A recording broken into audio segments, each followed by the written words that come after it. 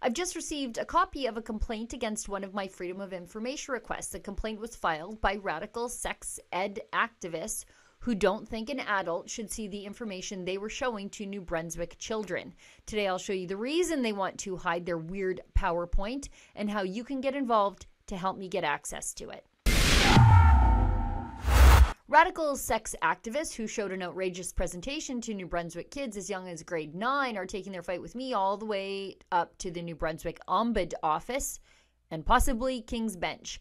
HPV Global Action, based in Quebec, is asking the New Brunswick ombud to weigh in on their side against my efforts to get my hands on the sex presentation that was so vile it prompted a rebuke from Conservative Premier Blaine Higgs.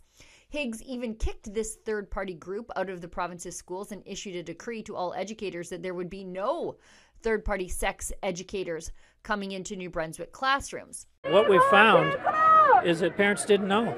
Parents did not know that in the education system, children are being taught to lie to their parents. They didn't know that, and now they know. So it's a pretty sad situation, really. And yes, we have a plan for that, but the system today basically suggests that all parents are delinquent, and I just don't believe that. Now, I've only seen a slide or two of this presentation, as has much of the country, including the Premier of New Brunswick, but it was bad enough for me to agree wholeheartedly with Blaine Higgs' visceral reaction. So I wanted to see this sex ed presentation for myself. I mean, if it's safe enough to show to New Brunswick 13-year-olds, and if these people truly have nothing to hide, then surely it's perfectly fine for this mid-40s mother of 3 to see, right? If it's appropriate for a tween, then it's appropriate for me. But HPV Global Action has taken the extraordinary steps to block me from seeing what they were showing to New Brunswick kids, which, of course, as you know, is an admission of the inappropriate nature of the content. Now, I told you a couple of weeks ago, these third-party sex activists filed a complaint against my access filing after they were extended the professional courtesy of being forewarned that the information would be turned over to me. So now I have a copy of the complaint they filed with the ombud to block the release of the information. And I thought I would show you the correspondence, since all of this is made possible through your generous crowdfunded donations to a special access filing website, rebelinvestigates.com. You've gotten me this far in the investigation. I need your help to keep going. So if you want to make a donation, please help at rebelinvestigates.com. Let's read this letter from the Office of the New Brunswick Ombud. This letter serves to notify you that our office has recently received a complaint from the aforementioned third party, that of course is HPV Global Action, in relation to your access request that you originally submitted to the Department of Education on May 27, 2024, which was in part transferred to Horizon Health Network. Horizon Health Network, as I explained, notified the third party to see whether it had any objections to the disclosure of their business or personal information. While the third party raised objections to the disclosure of its information, Horizon Health Network, nevertheless, and rightly, had to decide on its disclosure based on the rules of the Act. In this case, it decided that certain information of this third party should be disclosed. And then get this, the Ombud sent me copies of the panicky emails the office received from HPV Global Action. Please find our email to Horizon explaining the reasons we do not agree with the intended disclosure. It was following this email that they responded back to us with their intent to still provide the information and informed us that they would not be redacting any names nor contact information. Kindly, Emily McFadden, the Chief Executive Director of HPV Global Action. Then I received the reasons for the complaint to the Ombud, drafted by Teresa Norris of HPV Global Action. Let's go through them together, shall we? We would like to begin by writing that we do not agree with the disclosure of the information. Yeah, I bet you don't. These are our explanations in detail to support our position. We have deep concerns regarding this request, considering the questionable release of the information released to the public thus far, and considering the toll the grave harassment linked to this situation has had on our organization and colleagues with whom we work. And then they go on to detail the so-called harassment and intimidation they've received because they were kicked out of New Brunswick classrooms. And keep this in the top of your mind, because we'll get to this later. The harassment and intimidation that our organization and some of our New Brunswick colleagues have faced thus far is alarming.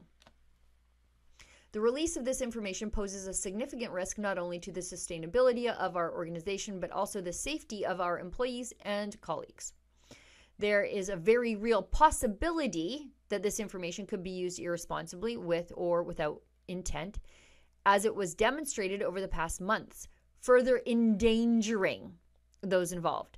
Despite our extensive and thorough cooperation with the New Brunswick government, we regrettably noticed the same courtesy was not reciprocated. Indeed, throughout this entire episode, we observed that misinformation was released publicly and even in a questionable, irresponsible manner, for which we have had to be proactive in defending the facts and hoping that providing clear context would be taken into account. Okay, hang tight right here. If there is indeed misinformation swirling around, what exactly was in this presentation presented to New Brunswick kids, then couldn't you clear up that misinformation by just simply showing us what was in the presentation? Let's keep going. Disclosing the information in this request could reopen this issue and be misconstrued, forcing us once again to halt our activities. Yeah, that would be terrible. Hurt our organization's business, and to once more be placed in the position of unjustly having to defend ourselves. There is a very real risk that this will have further significant negative impact on our charity's sustainability and reputation. Moreover, given the life threats and violent comments that members and collaborators of our organization have received on social media, extending into personal lives and referencing sensitive aspects such as religion in the form of alarming anti-Semitic images and sexual orientation, we strongly request you refrain from releasing any further information on this topic. The safety of everyone involved is our highest priority. Some incidents of harassment have been so troubling and violent that several colleagues are actively contemplating the possibility of pursuing legal action.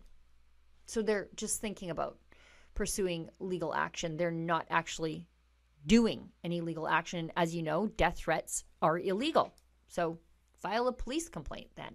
Now, to their credit, Horizon Health sided with us, and they actually called out HPV Global Action on their nonsense. Horizon contends HPV Global Action was contracted by the Department of Education to speak with students and is therefore considered an employee of the Department of Education. To further explain this point, please consider the definition of employee on page 6 of the regulations, which states employee in relation to a public body includes any individual retained under contract to perform services for the public body. They also note that the New Brunswick Ombud had previously ruled that work email and phone numbers of employees are not considered private information when an employee is communicating about work matters, and further that employee contact information can be released through a request for information. What's the moral of the story here? Once you take the money from the government to perform a service, you become, under access to information rules, an employee of the government. And so you took the public money. Now your information becomes public. Pretty simple. Now, Horizon Health also notes that these violent messages that HPV Global Action says they've been getting, well, they didn't provide any proof of that, and there's no police complaints either. Let's keep going. Horizon contends that we have not been given sufficient information to show that direct link between the disclosure of the records in their entirety or the names and contact information for HPV Global Action employees and the contemplated harm. Horizon requires, quote, real and cogent evidence, screenshots maybe, from HPV Global Action that demonstrates the threats and violent comments that members and collaborators of the organization have received on social media or directed to them specifically at work through the work contact information. Now, the deadline for the Office of the Ombud to complete its investigation into this new complaint against me, just trying to bring some clarity to the people of Canada, is now February 3rd, 2025. So this drags on, but what's done in the dark will be seen in the light. For Rebel News, I'm Sheila Gunn Reid. If you would like to help me get access to this PowerPoint presentation that HPV Global Action saw fit to show to kids in New Brunswick, but not adults like me, consider making a donation at rebelinvestigates.com. I think I'm in for a real fight with these people, but I think they've picked a battle they're going to lose. Again, that's rebelinvestigates.com.